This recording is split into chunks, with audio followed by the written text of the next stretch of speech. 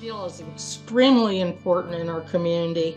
When I was young, I spent 6 years in mental hospitals. And during that time, I had ECT. It was forced on me. I was 17. I spent weeks in isolation cells. At times I was beaten. My rights were not observed. I was given forced medication, Thorazine, Elavil, Mellaril, everything. I just drooled. But during those years, there was no one to say this is wrong, no one to help me.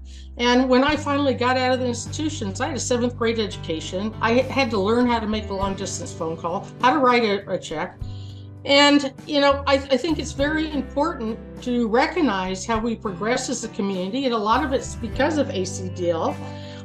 Ensuring that people don't stay in isolation for long periods of time. People choose medication. People, aren't forced into institutions for long periods of times. So we've come a very long way. Even in my career, I was a bureau chief for Access. So because of the community coming together, people helping me, I ended up having a good life, and I gave back.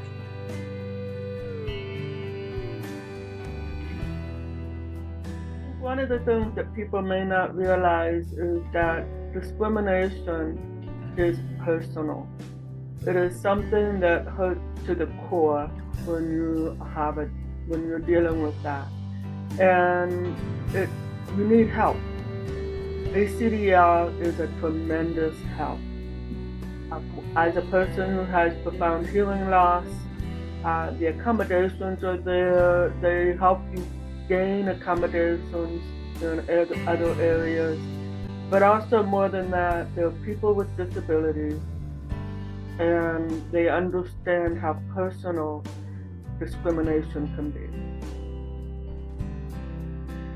As a board member of ACDL, I keep thinking about what brought me to this space and brought me to speaking to you today. I remember that I was at a public event here in town, and there was a very kind person who was also on the board. And I saw how they interact in community, how they are a fellow person with disabilities. And I started thinking about and hearing about the work they were also doing in the community. And to me, it's all about building relationships. And that is something that was modeled. I felt very welcomed. I felt very cared for. I'm a creative person. I'm a queer person, a trans person of color, and to be welcomed into a space and have someone tell me about the work that they do with ACDL was very important. It was modeled to me. It was shown to me. It wasn't someone just talking with pamphlets or with a table or convincing me the work that ACDL does. So that's what brought me in. And sometimes that's what keeps me here, is hearing the stories, hearing how relationships are made within the community. And I believe that by fundraising, by donating, and finding support from people that are also interested in this work, that's how the relationships will continue.